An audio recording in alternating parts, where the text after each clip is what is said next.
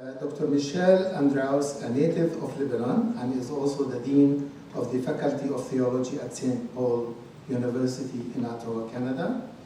His main area of teaching and research include intercultural theology, theologies of interreligious dialogue, and religion and culture. The focus of his paper will be on the religious worldview and ideology that was at the origin of the doctrine of discovery and so-called terra nullius. This is a Latin expression saying there is no master of the land. That's what I learned from reading it. So terra nullius, which is widely spread, including contemporary movements of Christian supremacy and nationalism, which I think continue to justify settler colonialism, not only in Canada or other parts of the world, but also including the Israeli settler colonization of the Palestinian land. Please let us welcome Dr. Michel to present his paper.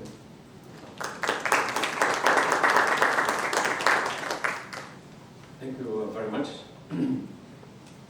So, you heard the title about the Christian doctrine of discovery and its impact on indigenous peoples, current debates in Canada. And this ties in with the topic of the conference, the sub-theme on the role of religion in settler colonialism as well as resistance.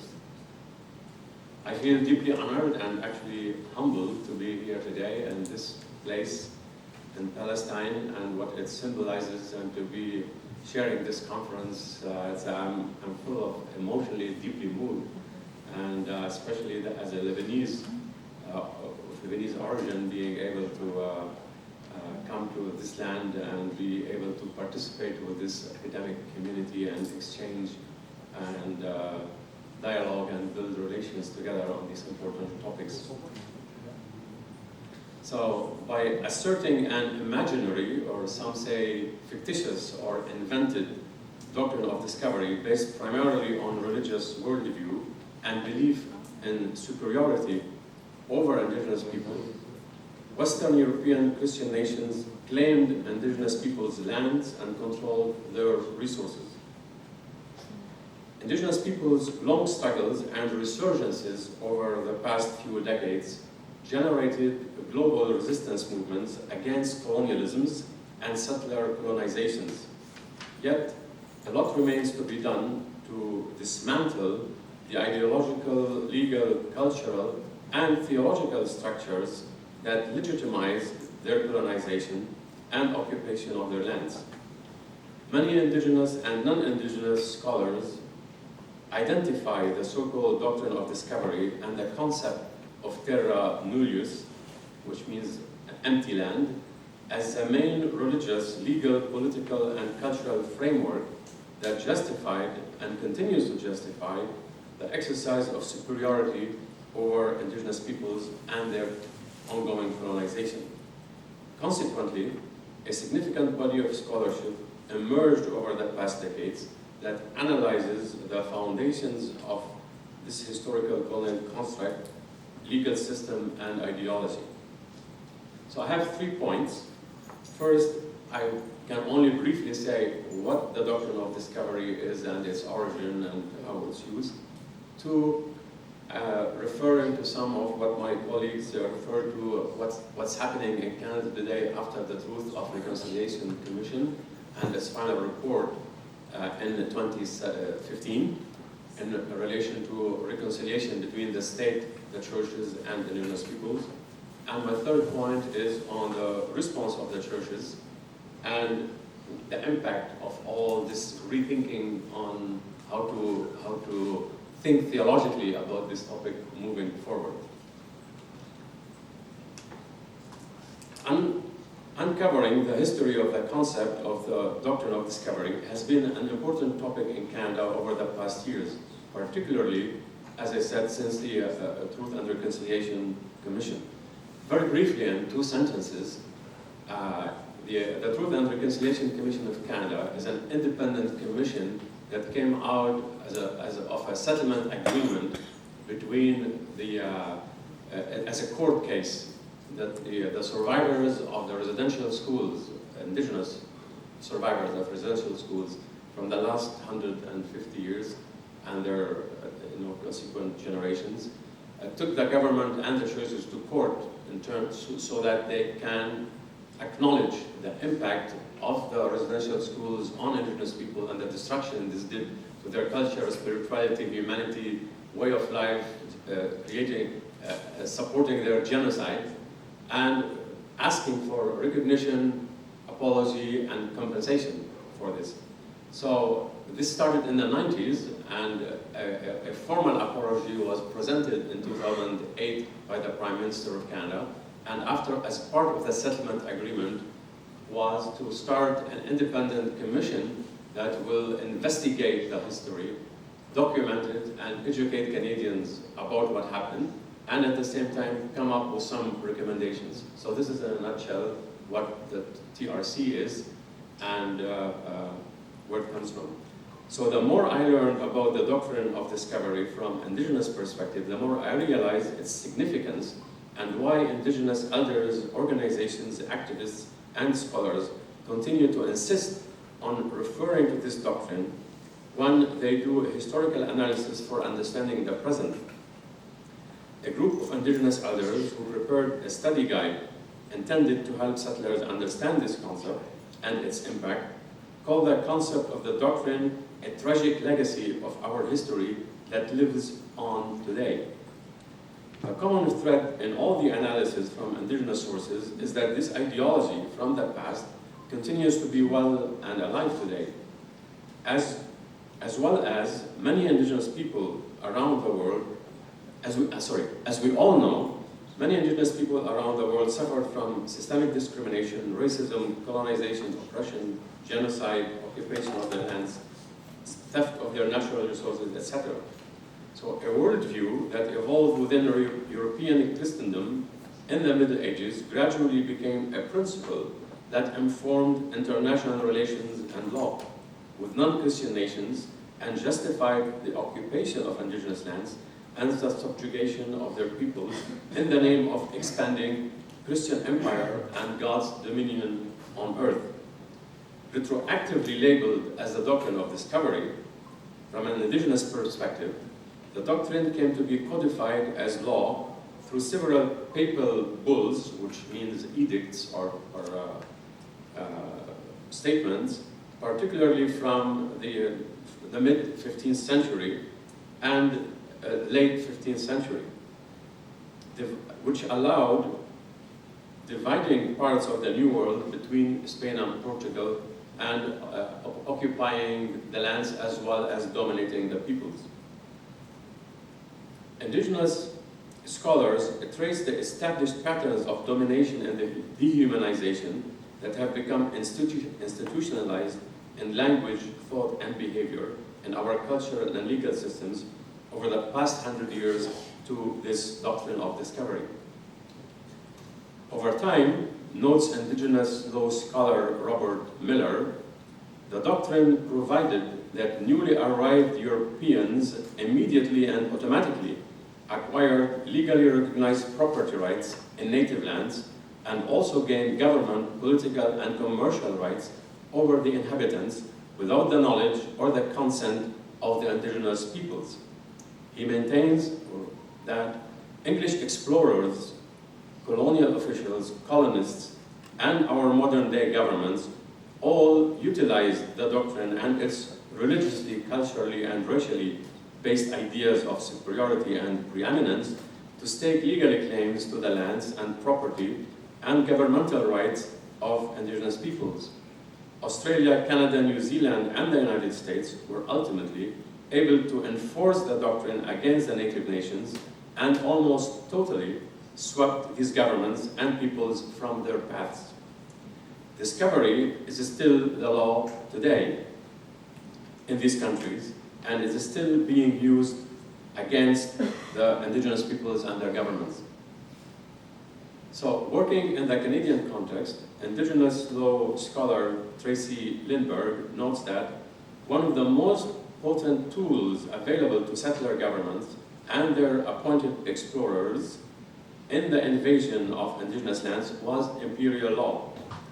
Possessing origins in imperial religion, imperial law itself was most useful in shaping the imperial agenda and in controlling the exploitation of indigenous peoples' lands and resources.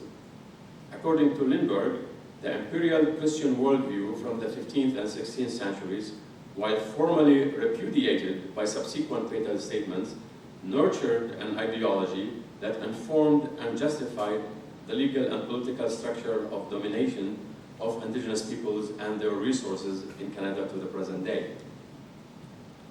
So my main learning in studying the history as someone working in theology and trying to understand the impact, the negative impact and the violence of the long history of evangelization on people and culture and destruction of identity, etc., I really had to listen carefully and continuously to indigenous perspectives on why is it that they focus so much until today and insistently on the doctrine of discovery, and how do they see it's continuing to shape the world in which they live and in which the governments continue to deal with them at all levels. So for scholars, elders, organizations, activists, this is still a present reality through which they understand or try to, when they want to analyze or understand the domination, the ongoing dominant, the relationship of domination. It's still the sort of the knot that ties together the whole system and that keeps, in a way, even though repudiated, continues to be present. So the final report of the Truth and Reconciliation Commission of Canada presented the Canadian people in December 2015, took the concept of the doctrine of discovery seriously in trying to explain the history of domination of the indigenous peoples in Canada and the importance of repudiating this doctrine as a way forward towards reconciliation. Relying on scholarly, historical, and legal research and analysis, the report identifies two basic concepts that undergird the doctrine. One, the Christian God has given the Christian nations the right to colonize the lands they discovered as long as they converted indigenous peoples. And two, the Europeans were bringing the benefits of civilization, a concept that was intertwined with Christianity, to the heathens, the non-believers. From the perspective of the colonists, according to the Truth and Reconciliation Commission, another related notion that legitimized their ownership of the land is the empty land, the terra nullius. Based on the concept of the doctrine of discovery, the colonists argued that the presence of indigenous people, as was earlier mentioned, did not void a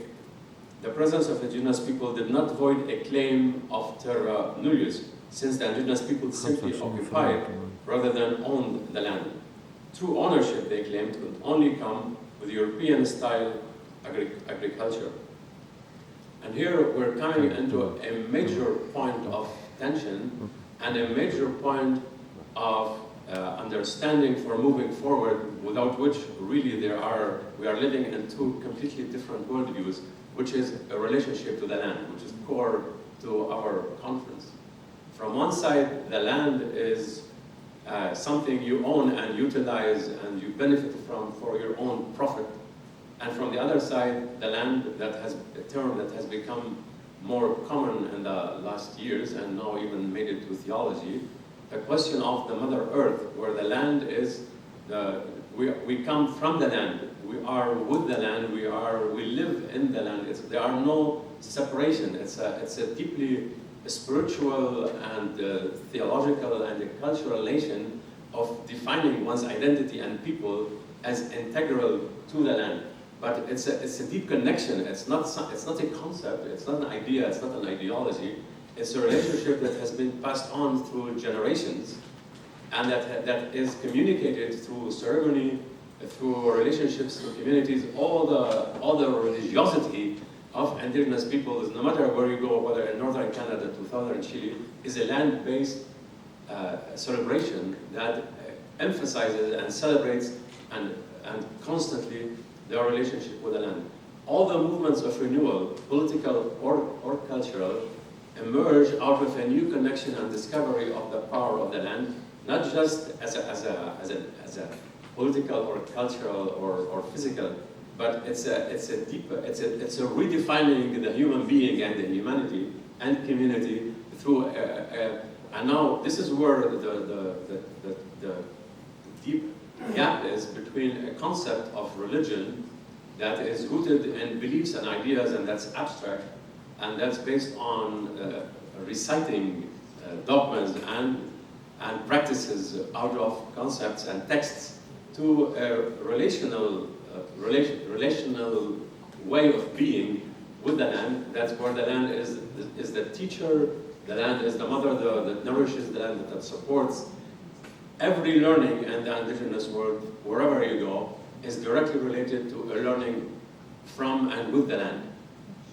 So these are really fundamental worldviews that separate the whole Western religious worldview, emphasized very powerfully by religious practices, to the present day, and the whole way of being in creation and defining whatever we call as Christians God in a new concept. So after publishing the final report of the Truth and Reconciliation Commission, they came not like many other reports. You could write a report and do a study and put it on the shelf somewhere. For this report, the authors or the people, the part of the process was to come up with 94 actions that were presented to the Canadian society, government and churches. We heard how some actions were directed to the arts, some to politics, education, justice systems, religion, theology, the churches, etc.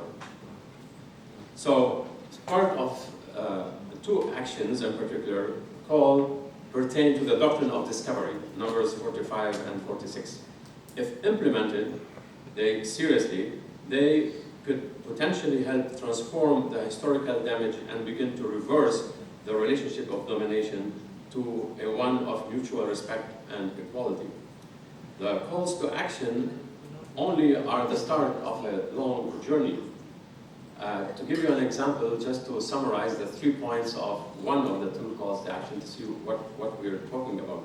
This is a call to action number 45. We call upon the Government of Canada, and that's the outcome of the Truth and Reconciliation Commission and calls to action are profoundly informed by the Indigenous worldview and political understanding of future reconciliation. They are not the independent committee deeply listen to Indigenous voices and based primarily on listening to witnesses. So it's not a neutral point of view, it's really an Indigenous perspective. We call upon the Government of Canada on behalf of all Canadians to jointly develop with Aboriginal peoples a royal proclamation of reconciliation to be issued by the Crown. The proclamation would include, but not be limited to, the following commitments. 1, repudiate the concepts used to justify European sovereignty over indigenous lands and peoples, such as the doctrine of discovery and terra nullius. 2, adopt and implement the United Nations Declaration on the Rights of Indigenous Peoples as the framework for reconciliation. And 3, renew or establish treaty relations based on principles of mutual recognition, mutual respect, and shared responsibility for maintaining those relationships into the future. Now, a separate topic could be to see what are the actions that has taken place on each one of these points since the publication of the calls to action in 2015.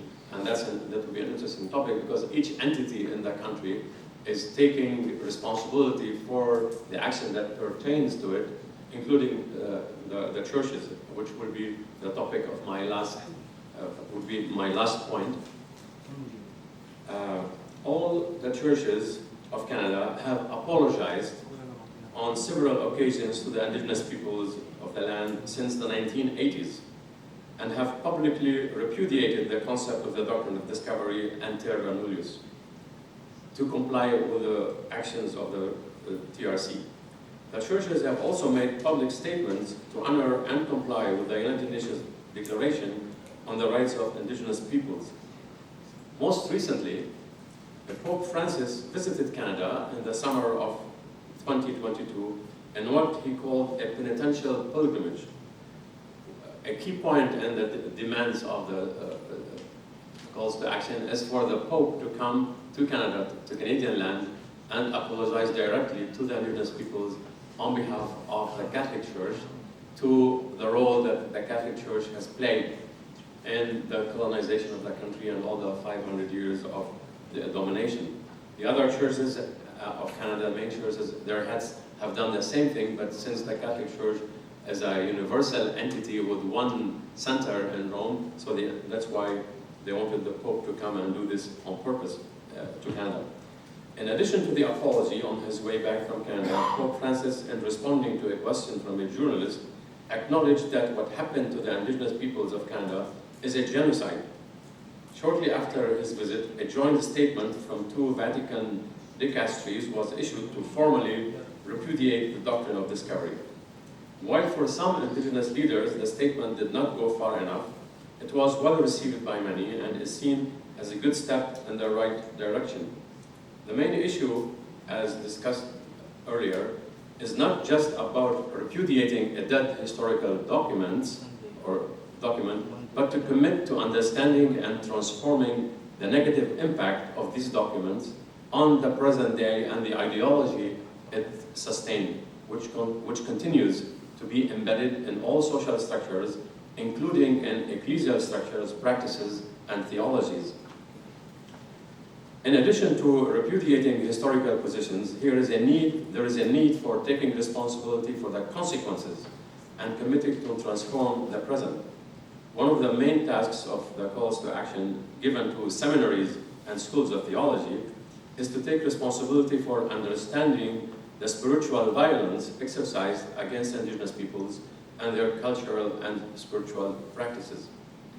The decolonization of the churches and their theologies is a big theme and task that remains for the most part to be tackled.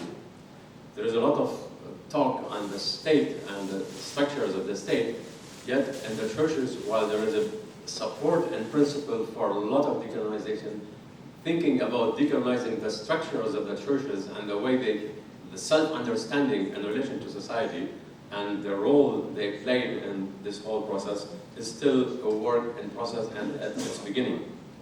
In the same way, the doctrine of discovery is firmly entrenched in Canada's legal history, it's also embedded in the Christian theologies and worldview, and in the structures of the churches and their teachings. Christian superiority continues to deeply penetrate Christian theologies, practices, and ecclesial structures. Change is happening in small steps, but the road is very long. In a brief article I wrote a few years ago on doing theology after the Truth and Reconciliation Commission, I argue that the primary task of theology after the TRC is precisely to search for that critical knowledge of understanding how and why Christian doctrines and the evangelizing and civilizing projects justified such violence for so long. The churches pledged to take responsibility for the past and have a new start. However, very little has been discussed and written from a theological perspective to examine the violence inherent in the colonial theology that sustained such a destructive evangelization with its civilizing educational systems since the very early encounters with Indigenous peoples. So here we see a role of religion. Religion was at the origin part of the problem and the initial founding violence of the faith, continues to be part of the process. Churches has the capacity to apologize, save their faith, co-opted discourse, and continue to do the same in a soft way. Because the undoing of this position is so fundamental to the whole religious construct that it's almost, to think about decolonized churches is almost an oxymoron. So, because if you decolonize the churches, there's very little left in some instances. While there are lots of initiatives coming out from Christians in all the churches to apologize and genuinely support the reconciliation, and they are strong allies of indigenous peoples, what we're talking about is the religious structures at large that still in many ways interested in perpetuating its interest and its continuity as a central goal.